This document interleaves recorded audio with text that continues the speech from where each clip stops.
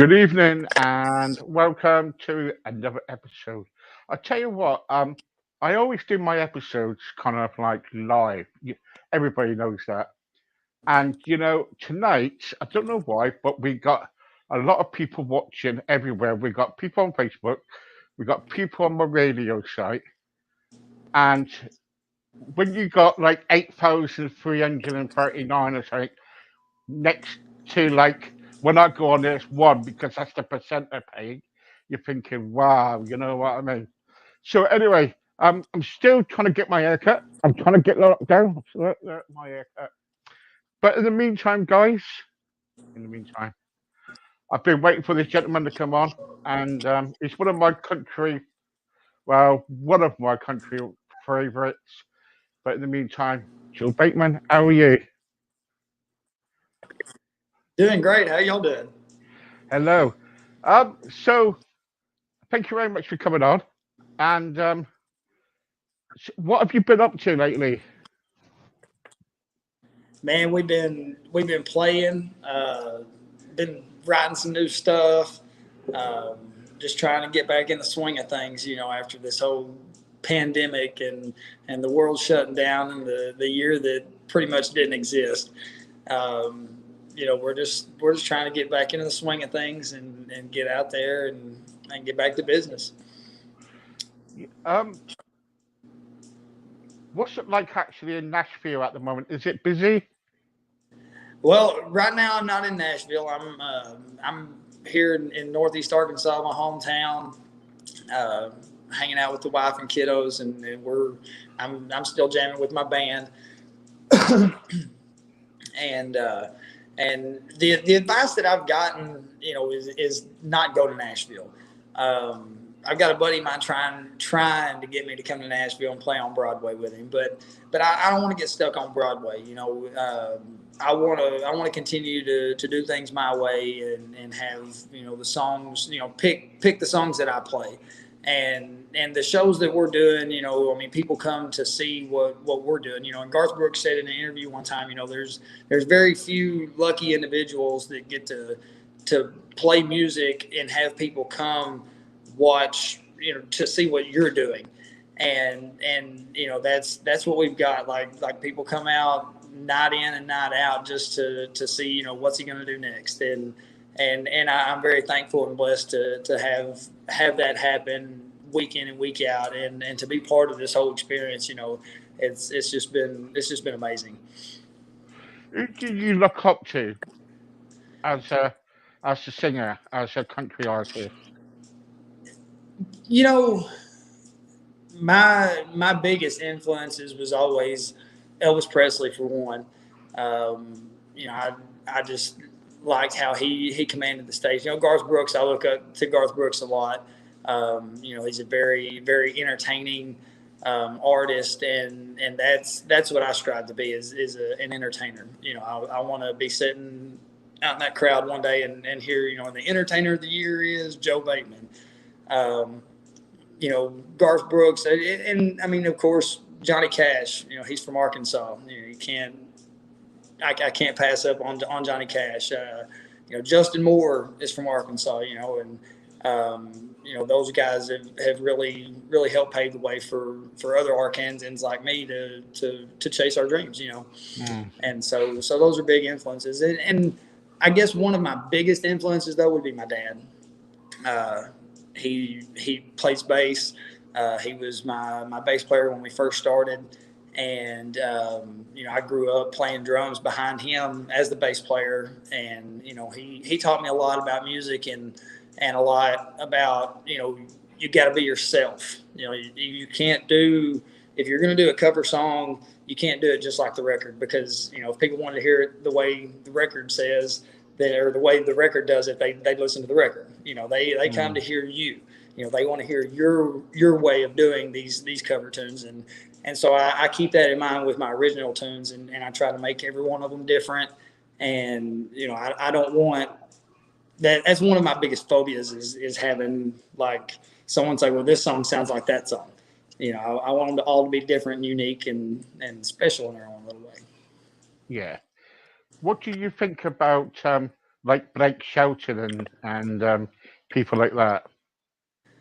Well, obviously, if I was to ever be accepted on The Voice, I would try to go out and do like a rock song, just to try to trick Blake into turning around so I can pick him.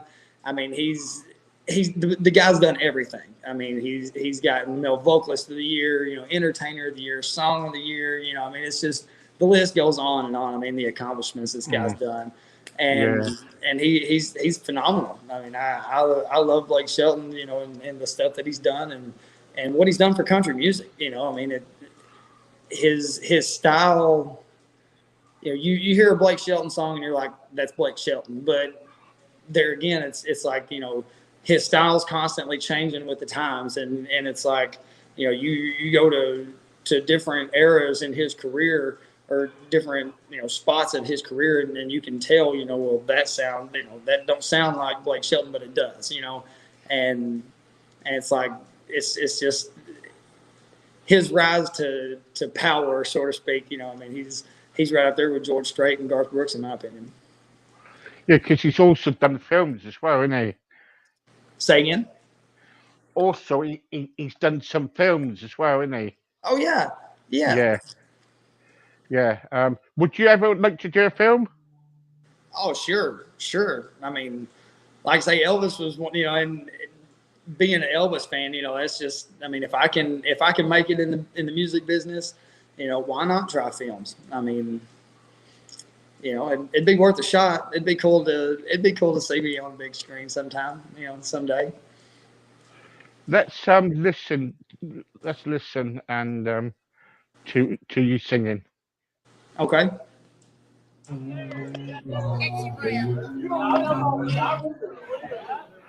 My daddy served in the army. He lost me right through the flag in our yard. The day that he died, I'm working. That sister grew up in the land of free. It's that I love his father. And then the southern hearts will cry from somewhere in Iraq. So we can see your big black guy. He lived for you. Put your name on top of his list. Especially when he's gonna shake it. It's what we do. When you know he's gonna bring it.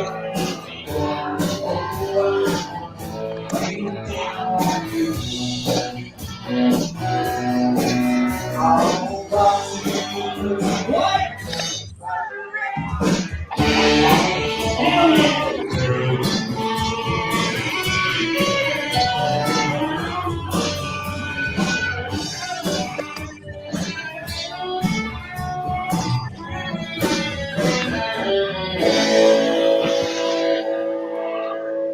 justice will be served back on the green. Must be gone now his pain. This song was meant to be we'll put a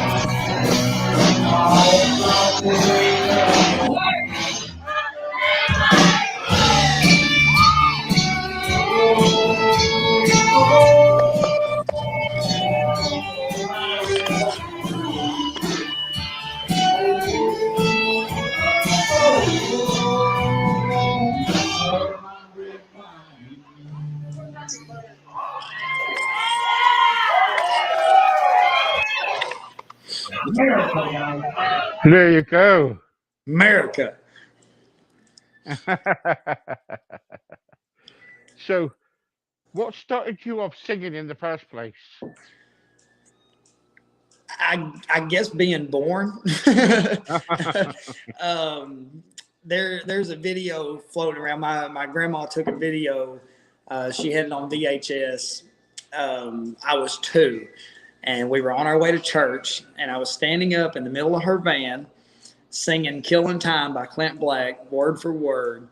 And which, after saying that, after telling people that now, it's just what, you were standing up in the middle of a van going down the road, but but yeah, I was 2 years old singing "Killing Time" word for word, and I've been singing my whole life. um, and and that's what got. I mean, I guess that's where I got started. Just at a very very young age, been singing forever. Seems like. Yeah. Um, does your dad still kind of like play in your band, or is he? He's no Is he longer. He don't play in the band anymore. Now when he makes out to shows, he drives a mail truck for the post office, and so his job makes it kind of hard for him to make practices and gigs and stuff like that. And so he had to step away, which I didn't blame him. I totally understand. But when he does get a night off, and he's able to make a show, we always get him up, and he at least gets to sit in on the song that we wrote together, which is our debut single, "The Way I Was Raised." Um, and so we get him up on stage, which typically one turns into two or three, and we have a good time, and I always enjoy jamming with my dad. yeah. When is your single out? Um, when does your single come out? The single is already out. It's available on iTunes, Spotify, Amazon, uh, Google Play. However you download and listen to music, you can download and check this song out. You can have it on your playlist. It's on YouTube. It's called "The Way I Was Raised" by Joe Bateman, and Yeah. yeah, y'all check it out. Yep. Um, where was the idea for that song come from? You know, um, we got together one night. Dad came over, and and we were sitting there talking, and he was griping about this and that, and first one thing and another, and I was like, well, let's write a song. I said, there's got to be a song somewhere in this, and so we sat down, and just a few minutes went by, it seemed like, and we had this song written out, which I had been kind of messing around with the opening riff, or the opening lick, the intro lick, whatever you want to call it. I'd been kind of messing around with that a little bit, and I was looking to put some words to it anyway, and so that kind of helped the process out. But as soon as he gave that opening line, and we took off with it, and we had it wrote in less than 30 minutes or so. Gosh. Sorry, I'm just looking on my radio page. If you go onto your left hand side, you can see 8,397. That's on the page. Can you see it? That's awesome. And that one there, that's just me because I'm on the page. That's awesome. There you go. How about that? That's crazy. See, you are kind of like, what can I say? Let me take some questions because I'm getting pounded here by people want to ask you some questions. Right, here we go. Marie wants to know, are you married? If you're not, are you looking for a wife? Yes, Marie, I am married. Um, have a beautiful wife that I love very much, and we've been together almost a year now. So Okay. Um, Ray wants to know, who is your favorite artist and why? my favorite artist is hands down Elvis Presley, just because. he's the king of rock and roll. I mean, you can't go wrong with Elvis, you know. I love Elvis, me. Love him. Brilliant. And do you ever go on? Do you ever go on the Elvis sites and sing? No, I don't. Funny story. When I was probably 12, 11, 12, something like that. And I had a one piece. My aunt had this Elvis costume pattern. She used to make Halloween costumes, and she's a great seamstress. And she had an Elvis pattern for like an Elvis costume, and so she made me a one piece jumpsuit, and I super glued sequins all over it and made like the eagle and stuff, and I did a couple Elvis impersonation shows when I was a preteen. Yeah, it was awesome, but I did my best. You know, the king would have been proud. I hope. Farida says that she's from Milwaukee, and she says she's got your single. It's brilliant. Whenever you got another one coming out, Well, like I say, I recently got in contact with a producer in Georgia, and we're talking about possibly going down there to make an album or something along those lines. So be looking out for it. We got some more stuff coming up. don't worry. We are staying in contact. Don't you worry. We're gonna have you back because we want you to sing for us. I think the fan club will love that. That would work. Um, yeah, that will work. Lucinda wants to know if you had one person that you would do a concert with, who would it be? Oh man, That's another question, isn't it? that is. I mean, there's so many people I'd love to share the stage with. I mean, it'd be cool to go on tour with Garth. Like I say, just him being the entertainer that he is, and all the charisma that he brings to the stage. I mean, it'd be intimidating, but it'd be a thrill and a rush to take the stage right before Garth Brooks. You know, it'd be like I'd look at it as a challenge every night. You know, I'm taking the stage before Garth Brooks. You know, I've got to bring my A game, and I've got to wow this crowd. You know, get them ready for the big guy coming in behind me, and so that would be cool. I mean, but yeah, if not Garth Brooks, I mean Chris Stapleton would be fun to tour with. I'm sure. Um, you know, Brothers Osborne would probably be pretty cool to tour with. Um, yeah, yeah. Yeah, yeah. Um, Rachel wants to know who runs his fan club. It's me and not Jenny, Julia. We do it. What we'll do, we'll put a link up.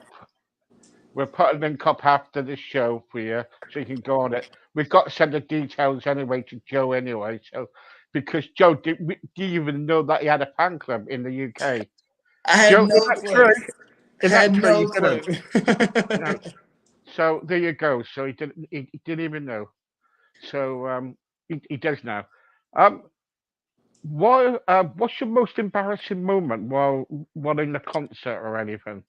Oh Lord, getting hurt. Well, you know what? Um, aside from forgetting the words to the songs, sometimes that's been pretty bad. Um, wow, I've never been asked a personal question like this, but okay, I'll just go ahead and tell you. Um, I was playing an acoustic show. It was several years ago, and I'd had a few beers during the show. And one of my battle buddies, guy that I served in the army with, had come in with his family, and they were sitting back there eating. And he was like, "Man," he's like, "You know," I was like, "Man, I got to take a break." You know, I finished the song. I was like, "I'm gonna take a break," and and he was like, "We'll play one more before we go. You know, I've got to be gone before you get out of here, or before you get back." And I was like, "All right." And so I made it about halfway through a song before I felt my bladder give out, and and I had to end the song and go into the bathroom and like turned on the air dryer and took my pants off. It was horrible. It was horrible. Had to Oh call the no. house, be like, "Bring me a pair of pants." It was Yeah, bad. yeah, we've all done that. Don't you worry. Don't worry. That's probably the most embarrassing or the worst experience live ever. Yeah, Yeah. yeah, yeah. We've always done that. Um, what was it? And I'll be honest with you, I never thought that I'd ever admit to that. But this is me, and it was an honest question, so I got to give you an honest answer. Where we at the end of the day we kind of like I'm well known of getting things out of people. They say so. What else? Where did you? Where does your wife like your singing? And where did you meet your wife? My wife loves my singing, or so she says. Uh, but when I met my wife, actually, she was booking bands for the town Jonesboro, just south of us of where I live now, and she was booking bands in that area. Is how I met her, and things just blossomed from there. Brilliant, very good. Then you ended up playing the drums. Well, I started off playing the drums. I got my first drum kit for my second birthday, and joined my first band playing drums when I was 12, something like that. And like I say, I was playing behind my dad. He was a bass player, and he had recently joined a band. They was like, "Well, we need a drummer. Do you know one?" And he's like, "Well, my boy plays drums." And so I went in and I auditioned for him. I sat in and played 3 songs, and they had like this little powwow. They got together and huddled up, and they looked back. They was like, "I think you'll work." And so that was my first gig, and we played for 2 3 years there before I got fired, and and then I continued to play drums for a couple different bands after that, for several years. And then whenever I went to Iraq in 2006, I took a guitar with me and came back playing it. And I still, during our shows, I got to get back here and beat on the Skins at Mm. least a couple songs, just to kind of throw some shed some wood, as my drummer puts it. Um, but but yeah, that's me in a nutshell, man. I started playing drums, and I learned to play the guitar in Iraq, and that's where I've been ever since. Russell wants to know. Hi, Steve. Would it be possible if you can have Joe back again? Well, what we do is we do have them back again. What usually happens is that we do an interview with them, and then they get asked to come back again and play. So yeah, we do that. Also, now we've got a fan club. We'll try to get him on the fan club too. So don't worry about it. I'll work on him. Don't worry. Oh, I got to Um, join the Joe Bateman fan club. I mean, you got to, yeah, you got to, you got to. Um, and what's it? What we got here, Beth? Oh, I love your music. Love your music. Where's the fan club page? Please, can I join? Yeah, what we do, we put all the link up, everything, and you will join the fan club, and you can kind of. And what we'll do, we'll get in contact with him, and he'll come on and see if we can get some like pictures of him or signed pictures, whatever. I'm sure we can sort that out. Where is it? What we can do? I'm being bombarded because of you here. Um, where is it? What we got here? Oh, right, okay. When you were in the army, when you were in the forces, and you was in Iraq, so did you actually see war? I was route clearance, my first deployment, and then second deployment we were convoy security. My first deployment was by far the one that I seen the most action on. Yeah, Yes. yeah, yeah. Um, now I know you're not allowed to tell me very much, but when you were in Iraq, did you see death around you? People die, and Not a whole lot. We did deal with a lot of explosions, and injuries, but thankfully we didn't suffer any deaths in my platoon or my company. Our Alpha Company unit, our sister unit, Alpha Company did suffer one casualty, one KIA. Eric Smallwood, hats off to him and his family for their sacrifice. But we were very blessed and very lucky to spend that much time in the desert and only lose one for the whole battalion. That Yeah, was a yeah. good year. Did you did you ever come face to face with them? What do you mean? Did you ever come face to face? Did you have to kind of like see him and say like, you don't give him McDonald's or anything, do you? Do you ever come up to um I I want mean, to say we had kids come up to our vehicles and we'd give them candy and stuff. All of that stopped when one of the children dropped a grenade in a turret of one of our convoys. So we put a stop to all the candy giving yeah, out. yeah, But we did still have kids run up trying to get stuff. yeah, yeah. Um, and yeah, I mean, there was people out and about while we were there, and there was a couple of volunteer missions I went on that I got to sit down and eat with some of the locals and experience some of Mm, the, the native food and drink and mm. that was pretty cool. Did you ever That was shoot pretty nice. anybody? We didn't get any confirmations on anything. I was in a couple firefights, but no confirmations on anything. Right. Okay. Okay. I'm just kind of like I'll just I've got a list here. I've got to kind of like say it. So. Right. Okay. So, um, if you were if you became really really famous, would you ever play at the Grand Opera? Oh yeah, oh yeah. The Grand Ole Opry's that's whew, yeah, yeah. That'd be awesome. Yeah. What's your chances of that then? I don't know. If you ask me, I don't think I don't know if I'll ever get there.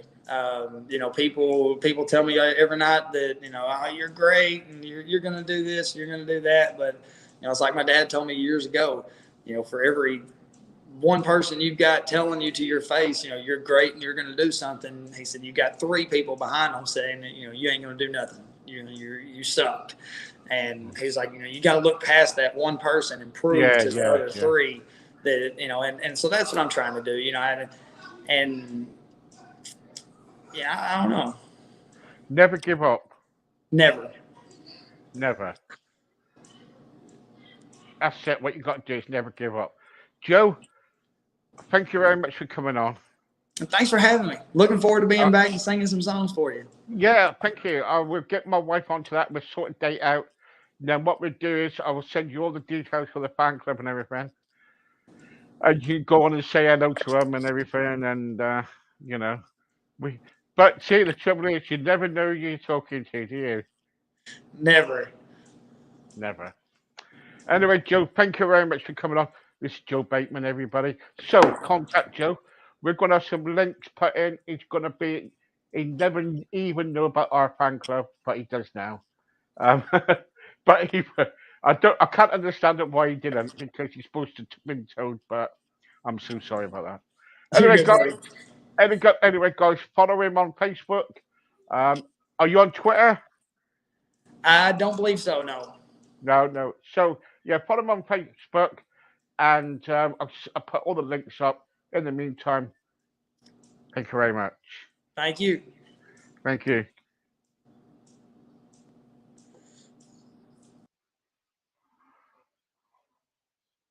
That was Joe Bateman, and what a good lad he is. Really good. And join his fan club, Joe Bateman fan club, Facebook.com, I think it is. In the meantime, bye bye and good night. God bless. Take care.